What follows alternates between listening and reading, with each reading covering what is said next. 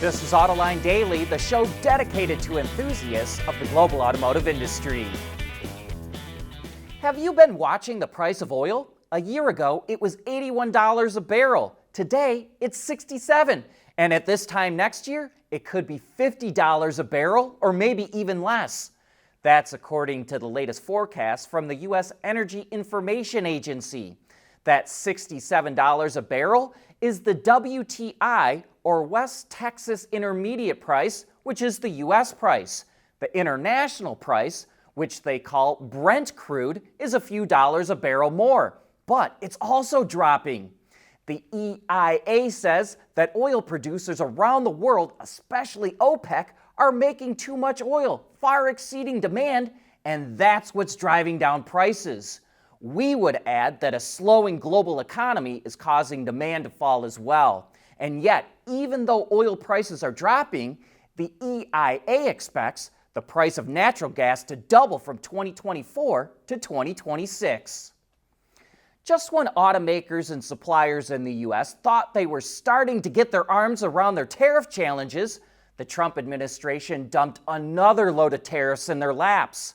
The administration is slapping 50% tariffs on the aluminum and steel that is used in imported components, like mufflers, exhaust pipes, clutches, buses, vans, semi-trailers, and any passenger vehicle with more than 1,000 cc engines. And it's a double whammy too because the tariffs stack. You pay 50% tariffs on the steel and aluminum content in those products, and then you pay a tariff for importing the product itself. Reuters reports that Tesla asked for an exemption for the steel it uses in its electric motors, saying that nobody in the U.S. makes that grade of steel. But that request was rejected. Yet, there is some good news in the tariff area. More and more automotive components imported from Canada and Mexico are USMCA compliant. Fitch Ratings reports that in May, about 56% of components from Canada were USMCA compliant. Now it's 81%. In Mexico, it was 42% compliant in May, while it's now 77%.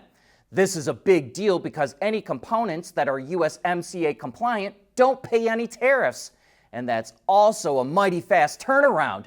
It shows just how resourceful automakers and suppliers can be when their backs are pressed against the wall, in this case, the tariff wall.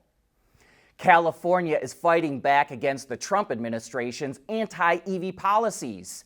The California Air Resources Board wants the state to pay for the $7,500 tax credit for new EVs and the $4,000 for used ones when the federal incentives are phased out in September. But it's being realistic too. It says the incentives would be, quote, contingent upon available resources. CARB says it's also working on new zero-emission vehicle requirements, just in case the courts uphold the revoking of the EPA waiver by the Trump administration, which allowed California to set its own emission standards. At CSP, we work with OEM engineers across the country on their journeys to lighter, safer, and more eco-friendly vehicles. Learn more at thecsp.com. Buick is upgrading the tech inside its cars for the Chinese market. The new Electra L7 sedan will be the first model to get Momenta's newest driver assistance system called R6 Flywheel, which they claim is the first reinforcement learning model implemented into a production vehicle in China. This type of system is supposed to provide more safety, convenience, and efficiency across a wider range of driving scenarios. The Electra L7 is also the first model to feature Qualcomm's newest Snapdragon chip to run most of its interior features. It enables faster and crisper display screens and powers a large head-up display. Buick claims it's a 50-inch HUD, but I'll say that picture doesn't do it justice.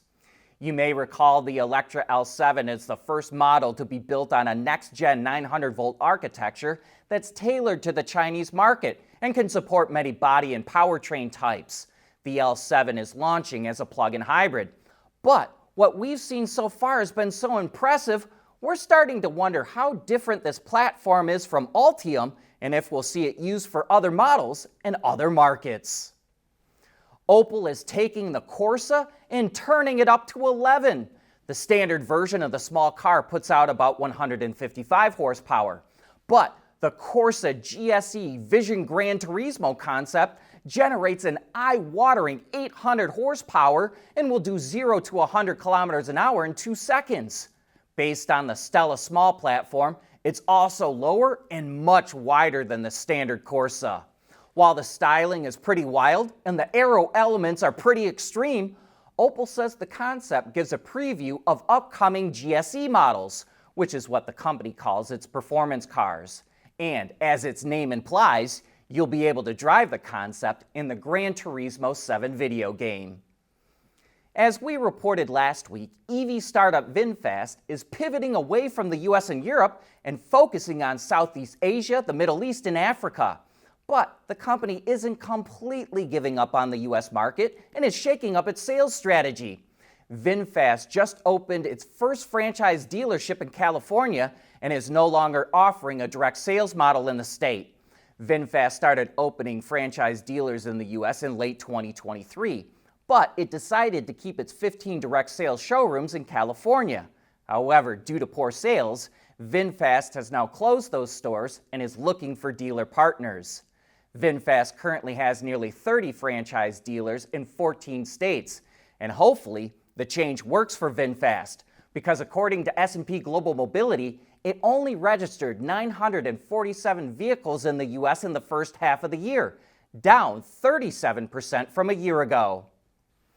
Tesla is opening the Model Y to a broader range of the market by introducing a new 3-row long wheelbase version.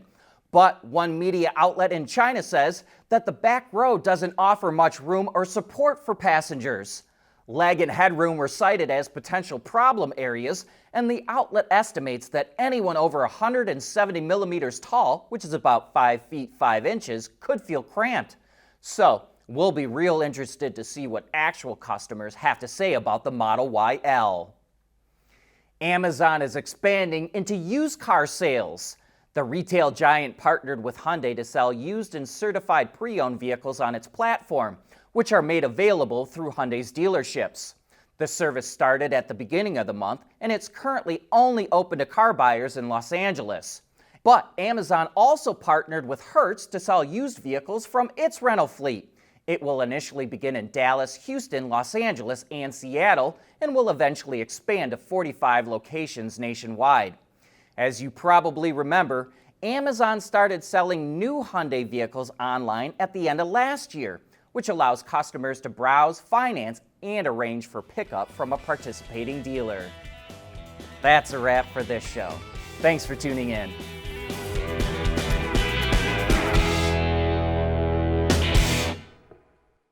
Autoline Daily is brought to you by Bridgestone, solutions for your journey.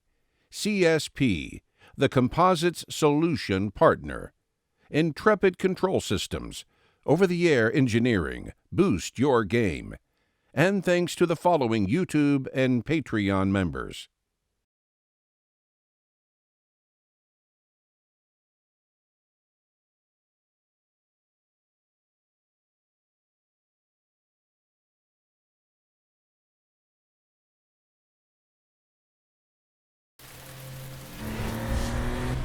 Knowing that a little rain won't slow down your day. That's what really matters. Bridgestone Turanza Quiet Track tires. Confident control in wet conditions.